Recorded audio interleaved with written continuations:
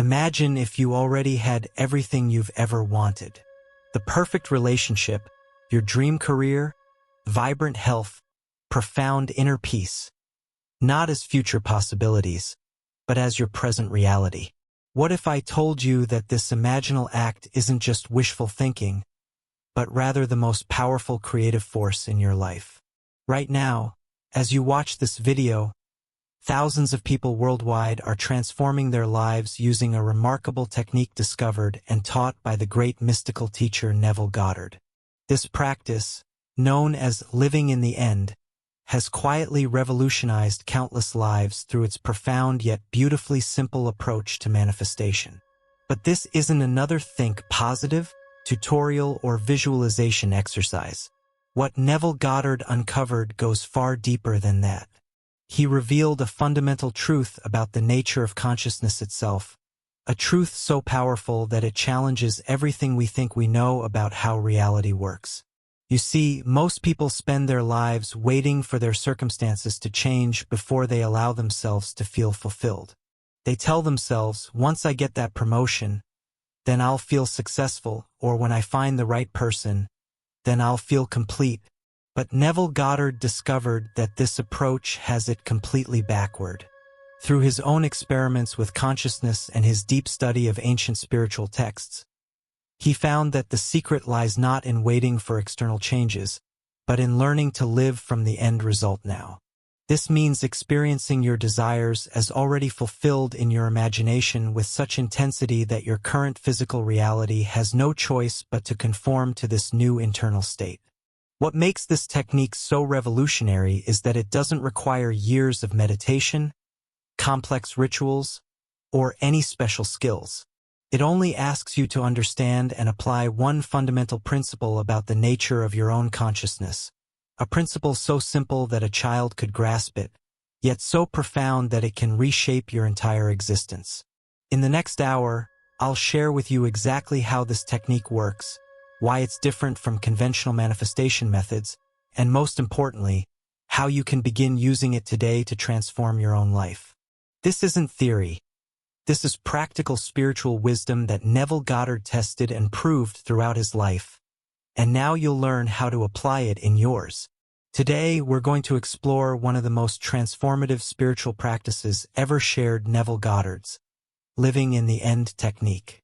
This teaching stands as a cornerstone of his philosophy, offering a practical approach to manifesting that transcends typical manifestation methods. Neville Goddard wasn't just another spiritual teacher. During the mid-20th century, he emerged as one of the most influential figures in the field of consciousness and manifestation. Unlike many teachers of his time, Neville didn't create complex systems or demand rigid disciplines. Instead, he revealed a profound truth. The power of your imagination is the creative force of reality. Living in the end represents the heart of Neville's teaching. But what exactly does it mean? At its core, this technique involves experiencing your desired state as if it's already achieved, not as a future event, but as a present fact. This might sound simple, but its implications are revolutionary. Neville discovered this principle through his own direct experience. He often shared how he manifested everything from material success to seemingly impossible situations using this very technique. One of his most famous examples was manifesting an honorable discharge from military service during World War II when such a thing seemed completely impossible. He accomplished this by simply living in the feeling of being home with his family, night after night, until physical reality reshaped itself to match his internal experience. What makes living in the end different from other manifestation techniques is its focus on the present moment rather than the future.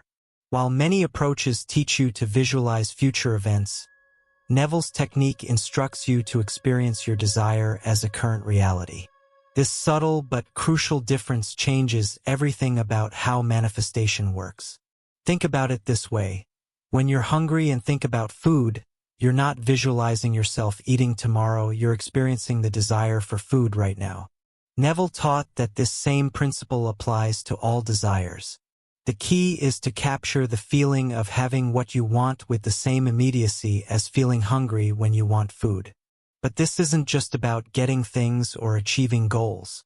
Neville's teaching goes much deeper. It's about understanding the fundamental nature of consciousness and its relationship to reality.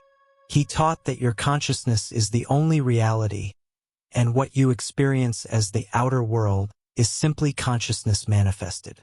This understanding transforms living in the end from a mere manifestation technique into a spiritual practice that can lead to profound awakening.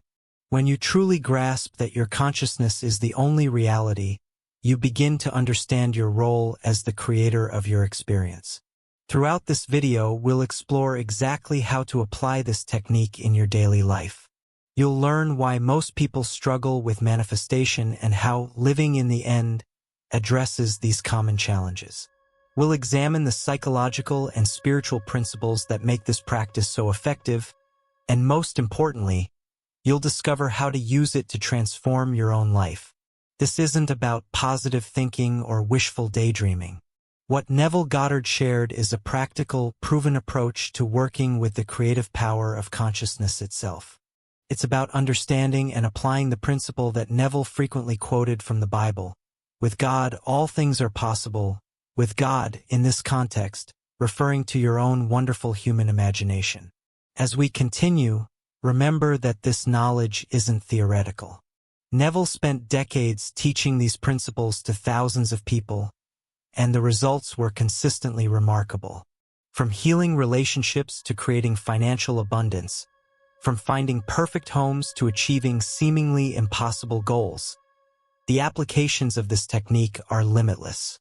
Get ready to understand manifestation in a completely new way. We're not just going to talk about living in the end. We're going to explore the exact process that makes it work, the common pitfalls to avoid, and most importantly, how to apply it in your own life starting today. The biggest challenge most people face when trying to manifest their desires isn't a lack of techniques or knowledge. It's their fundamental approach to manifestation itself. Neville Goddard observed this pattern throughout his years of teaching, and it remains just as relevant today. Let's identify the core problems that prevent most people from successfully using their imagination to create their desired reality. First, there's what Neville called living in the middle. Most people spend their mental and emotional energy focused on the process, the how, and the steps between where they are and where they want to be. They're constantly checking if their manifestation is working, looking for signs, and wondering when their desire will materialize. According to Neville, this is precisely what keeps their desires from manifesting.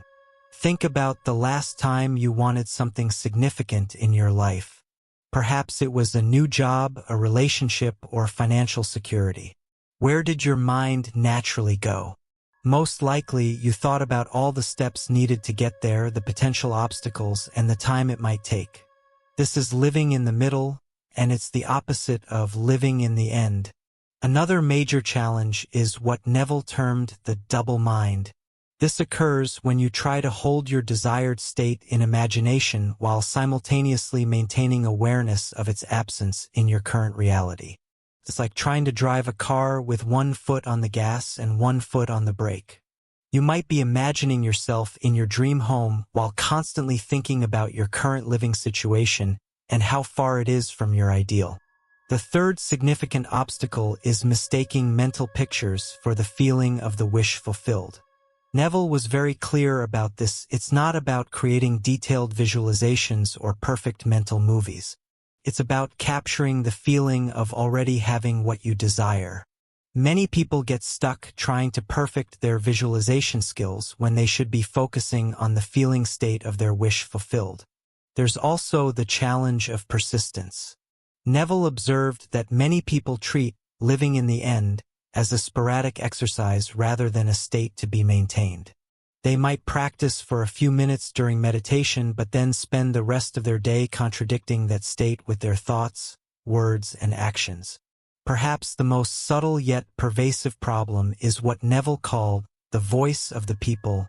This refers to accepting the limitations and beliefs of others as truth. When you share your dreams with others, they often respond with practical advice based on their own limitations.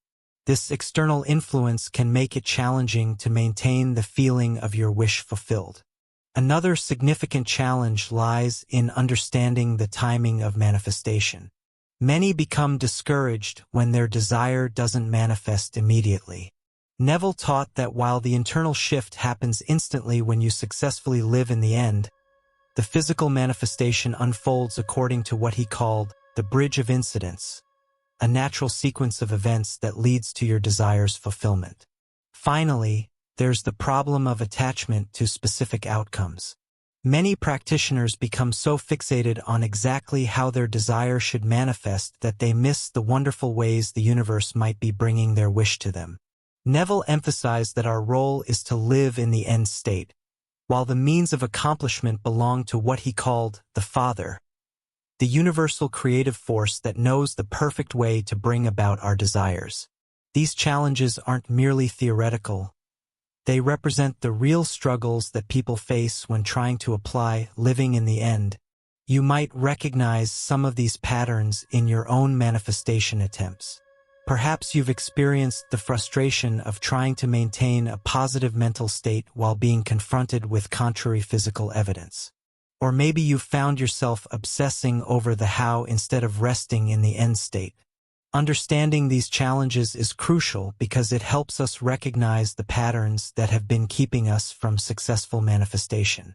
More importantly, it prepares us to understand why Neville's technique works so effectively to overcome these very obstacles. Each of these challenges has a specific solution within the practice of living in the end, and we'll explore these solutions in detail as we continue.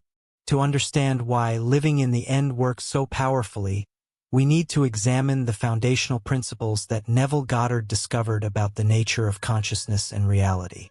These principles aren't just theoretical. They're practical truths that you can test and prove in your own experience. The first principle is what Neville called consciousness is the only reality. This might sound abstract, but it's actually quite practical. Everything you experience, every person, object, and circumstance in your life first existed in your consciousness before it appeared in your physical reality. Your consciousness isn't just observing reality, it's creating it. Neville explained this through what he called the law of assumption. This law states that whatever state you assume to be true, regardless of physical evidence, must manifest in your external world. It's not about hoping, wishing, or even believing. It's about assuming the state of your wish fulfilled with such naturalness that it becomes your dominant mental attitude. Think about how you naturally assume your name is your name. You don't hope it's your name or affirm it's your name. You simply know it is. This same level of natural assumption is what makes living in the end so effective. When you can assume your desire with the same naturalness as you assume your name, manifestation becomes inevitable. Another crucial principle is what Neville termed imagination creates reality. But he meant this quite literally. Your imagination isn't just a mental faculty for daydreaming. It's the very substance of creation itself. When you imagine something while feeling it to be real, you're not engaging in fantasy. You're working with the primary creative force of the universe. Neville discovered that the human imagination operates according to what he called the law of identical harvest. This means that whatever you plant in your imagination, accompanied by the feeling of reality, must produce exactly what you've imagined. Just as an apple seed can only produce an apple tree, your imaginal act must produce its exact correspondence in physical reality. The technique works because it aligns with how consciousness naturally operates. Consider how your brain responds to imagined experiences. Neuroscience has shown that your brain doesn't distinguish between a vividly imagined experience and a physical one.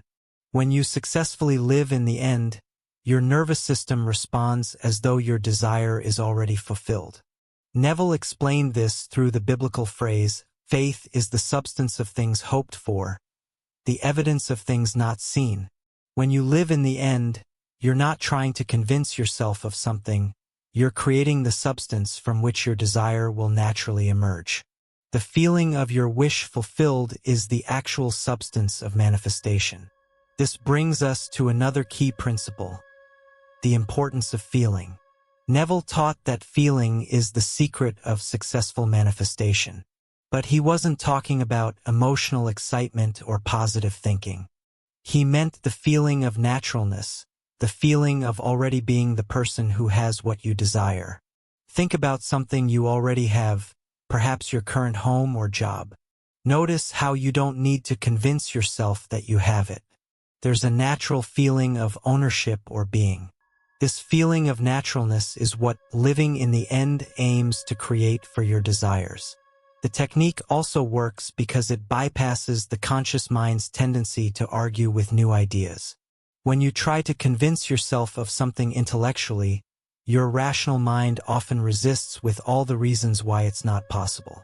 But when you capture the feeling of the wish fulfilled, you speak directly to your subconscious mind, which accepts whatever you impress upon it as reality.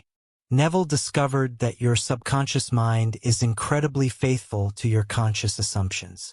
Whatever state you consistently occupy in your imagination, your subconscious mind works tirelessly to make it your physical reality.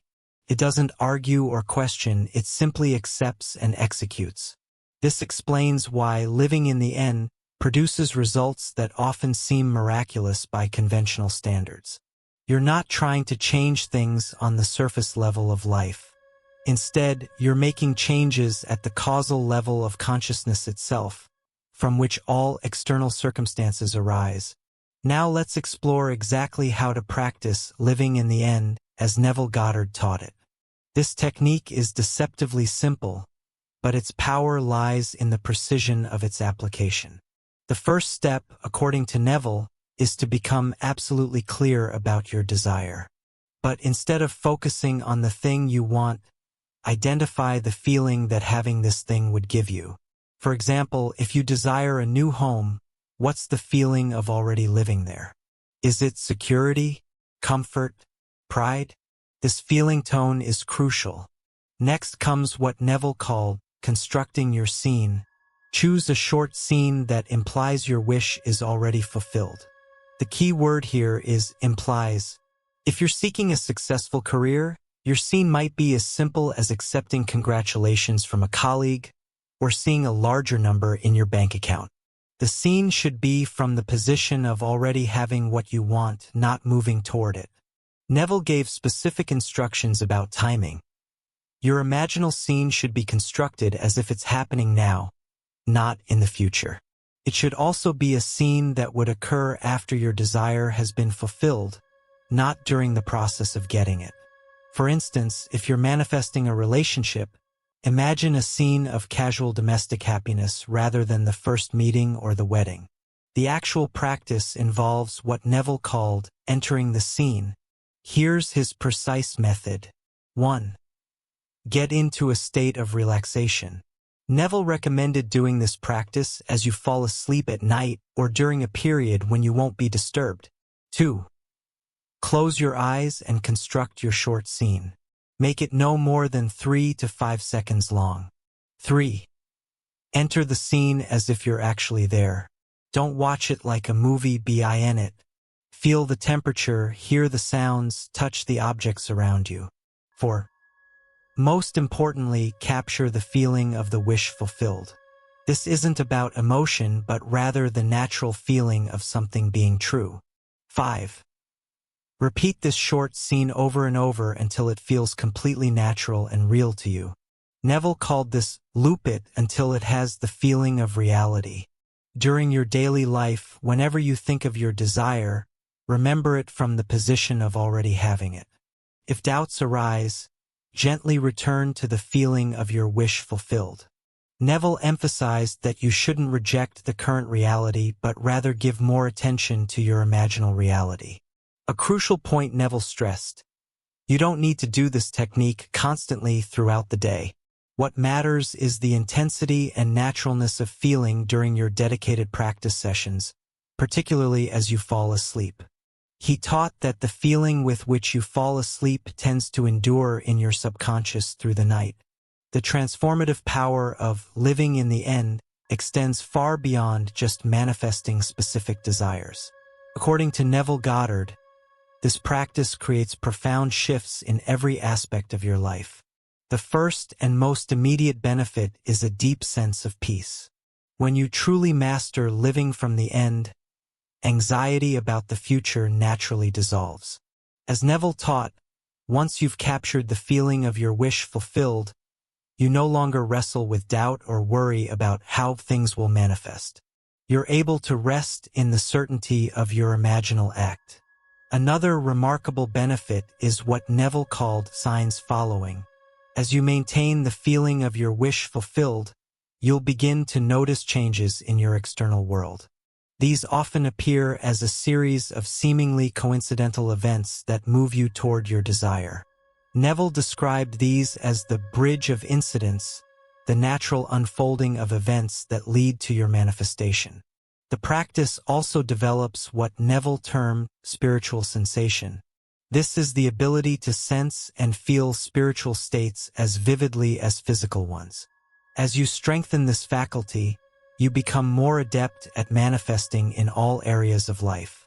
It's like developing a muscle. The more you use it, the stronger it becomes. One of the most significant transformations occurs in your relationship with time. Instead of living in a state of waiting or wanting, you experience what Neville called the naturalness of having your desire now. This shift in consciousness often leads to faster manifestations because you're no longer pushing your desires into a perpetual future. Your relationships transform as well. When you live from the end, you naturally interact with others from your desired state rather than your current circumstances. This often leads to changed behaviors in others without any direct effort to change them. Neville shared numerous examples of how this principle healed relationships that seemed beyond repair. Perhaps most profoundly, living in the end develops your understanding of yourself as the creator of your experience. You begin to recognize what Neville called your true identity, the God within, the awareness that is the source of all manifestation. This realization brings a level of empowerment and responsibility that transforms every aspect of life. The practice also cultivates present-moment awareness.